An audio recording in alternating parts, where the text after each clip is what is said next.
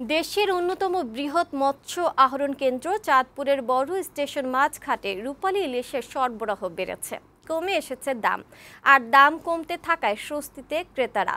গবেষকরা বলছেন এবারে বর্ষা মৌসুমে ইলিশের আহরণ বাড়তে পারে, সেক্ষেত্রে দাম আরও কমবে বলে জানালেন আড়তদাররা। চাঁদপুর সংবাদদাতা ওয়াদুদ রানার প্রতিবেদন, জানাচ্ছেন খালিদ হাসান। ক্রেতা বিক্রেতার হাকডাকে সরগরম চাঁদপুরের বড় স্টেশন মাছঘাট। পাইকারি বাজারে ইলিশের সরবরাহ বাড়ায় কমেছে দাম।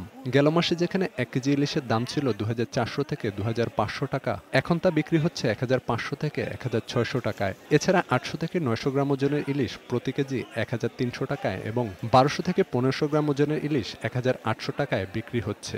দাম কমে আসে খুশি ক্রেতারা। এখন 1500 টাকা 1600 টাকার মধ্যে পাওয়া যাইতেছে আর কি, তো এটা একটু কমছে, আমাদের জন্য উপকার হয়েছে। আমি ঘুরে দেখতেছি আরো কম পাওয়া যায় কিনা। আড়তদাররা জানান কিছুদিন আগেও চাঁদপুরের বড় স্টেশন মাছঘাটে ইলিশের দৈনিক সরবরাহ ছিল 40 থেকে 50 মন, আর এখন প্রতিদিন সরবরাহ হচ্ছে 400 থেকে 500 মন। তাই কমেছে ইলিশের দাম। লোকাল মাছের কিছু আমদানি আছে, দামও আগের চাইতে অনেকটা কমে আসছে। আশা করি মাছ সামনের দিকে যদি আরো কিছু আমদানি হয় তাহলে আরো দাম কমবে। গবেষকরা বলছেন জাটকা রক্ষা কার্যক্রম সফল হওয়ায় ইলিশের সরবরাহ বেড়েছে।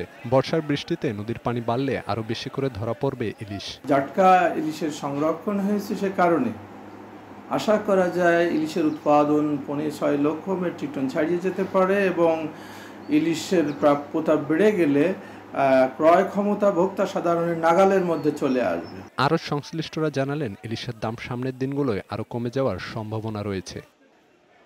ডেস্ক রিপোর্ট, বৈশাখী সংবাদ।